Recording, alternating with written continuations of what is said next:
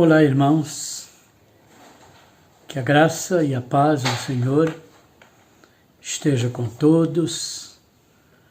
Desejo que todos estejam vivendo a comunhão com o Senhor nesses dias em que os nossos contatos têm sido bem limitados enquanto fisicamente, mas temos mantido essa comunhão através dos programas, das atividades. Isso já nos traz uma alegria, uma satisfação. Irmãos, eu gostaria de hoje me dirigir aos irmãos compartilhando nessa gravação um estudo que eu comentei sobre esse estudo e falei alguma coisa dele há alguns meses atrás, até com a promessa de retomar o estudo. E passou o tempo e agora nós estamos nessa condição de, durante alguns minutos, pensarmos um pouco nesse estudo que é sobre o perdão. E por que eu pretendo fazê-lo agora? Porque, irmãos, seja daqui a 2 meses, 3, 6 meses, nós estamos nos aproximando, sim, do momento em que a vacina será disponibilizada, os medicamentos, e pela graça do Senhor, nós retomaremos as atividades normais em nossa vida, incluindo também a igreja. Alguma coisa já está sendo feita.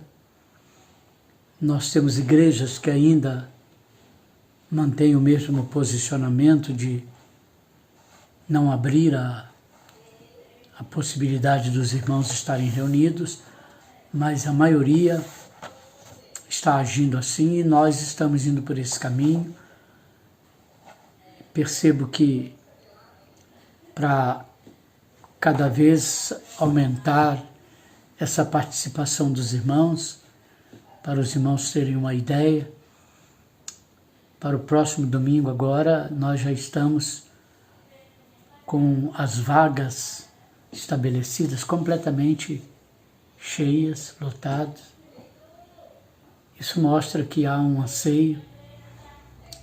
De nossa parte, semana que vem teremos reunião com a direção da igreja e a intenção é tratarmos algumas outras questões necessárias.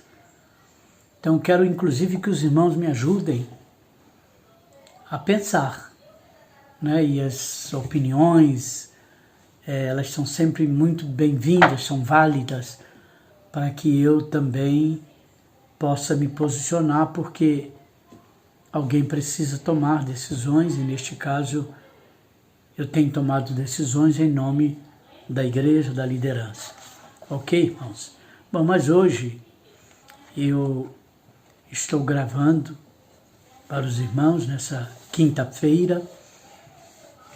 Quem sabe daqui a um tempo retomaremos também as reuniões presenciais nas quintas-feiras, que é tão gostosa para nós que participamos do culto da quinta-feira, né? Mas por enquanto ainda nesse sistema que estamos usando, e eu peço permissão aos irmãos para introduzir esse texto, ou pelo menos esse assunto, considerando as informações que já passei para os irmãos, e na quinta-feira que vem eu darei prosseguimento com mais tempo para esse estudo tão importante. Volto a dizer, quero falar com os irmãos sobre perdão. E por que perdão neste momento, alguma coisa eu já disse, mas porque nós estamos retornando e às vezes algum ressentimento, alguma dificuldade de relacionamento dentro da igreja, não estou considerando família ou a sua vida fora da igreja, mas principalmente dentro da igreja, pode ser que a gente encontre situações assim. Eu confesso, eu não tenho conhecimento, por isso mesmo eu posso falar com muita propriedade, com muita tranquilidade sobre o assunto que é importante para nós. E a intenção é então, nesse momento que retornarmos para a igreja, a gente está livre, né, desses ressentimentos, como eu disse, e vermos relacionamentos mais sólidos, mais saudáveis, o que será bom para nós como crentes e para a igreja. Eu quero, portanto, fazer a leitura de um texto que eu selecionei para nós. Ele está no Evangelho de Marcos, e eu quero ler, em especial, o verso de número 25, para esse primeiro momento. Poderia ler outros versos, mas eu lerei apenas o verso 25 para deixar nesse nosso momento essa reflexão. Diz assim: e quando estiverdes orando, perdoai se tendes alguma coisa contra alguém, para que vosso Pai, que está nos céus, vos perdoe as vossas ofensas. É importante, como crentes, nós entendermos a questão do perdão. Eu aqui não estou pensando no perdão de Deus para conosco, que é evidente, né, e maravilhoso para a nossa vida, mas no perdão de pessoa para com pessoa. E nesta colocação Jesus diz que quando estiverdes orando, perdoai. Se você tem alguma ofensa, alguma dificuldade, aliás, o termo ofensa, ele é muito usado para esta situação entre pessoas, né? Não é usado o perdão em si, muito embora, lógico, é a mesma coisa, mas a ofensa parece-me que no sentido até mais suave. Então, é preciso que nós, como crentes, tenhamos um coração capaz de perdoar quando nos sentimos ofendidos e também liberar o perdão quando alguém nos solicitar tal situação, tal perdão. Essa é a vida do crente. Eu anoto aqui dizendo algumas coisas. Primeiro, que Deus quer que os seus filhos estejam livres do ressentimento, crítica e atitudes que se revelem falta de perdão. É um querer de Deus, né? No cuidado de Deus, no tratamento de Deus para conosco. Ele deseja que sejamos crentes livres dessas coisas. E é tão triste quando a gente tem conhecimento de pessoas. Eu disse, eu não tenho conhecimento de situações assim, e as que conheci no passado, entendo que todas foram resolvidas por irmãos, no caso igreja, um irmão contra outro, mas resolvidas. Mas observe só o que Deus espera. Deus espera que nós não guardemos em nós nenhum tipo de ressentimento e que não sejamos crentes voltados para Cristo, porque quando temos ressentimento por alguém ou contra alguém, automaticamente parece que a cabeça da gente conduz à crítica, a não olhar com os bons olhos, a não aceitar às vezes aquilo que o outro faz, né? E mesmo nas organizações da igreja, né? Então a pessoa ressentida e às vezes sem motivo nenhum está sempre pautada na crítica. Isso não é bom. Então, nesse nosso retorno, ainda que aos poucos, progressivamente, será interessante que cada irmão trabalhe sua cabeça, sua mente, sua comunhão com Deus, para que possam voltar livres para as atividades da igreja. Uma outra colocação que eu ponho é que a falta de perdão é um mal prenunciado na vida do crente, sem dúvida.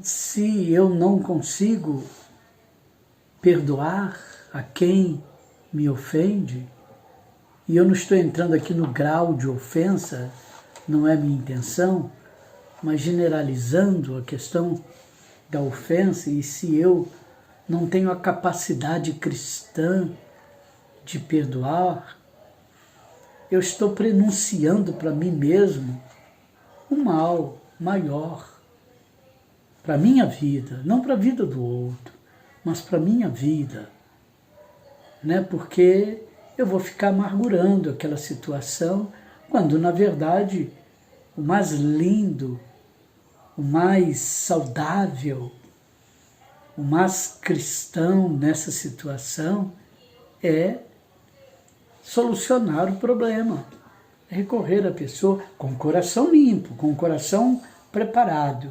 Não é com o coração vingativo, mas com o coração bom, diria eu, com o coração tratável, eu procurar a pessoa, né, da qual eu tenho esse ressentimento, pela qual eu tenho esse ressentimento, alguma diferença, e conversar, e orar juntos, e sentir a bênção de Deus operando na vida.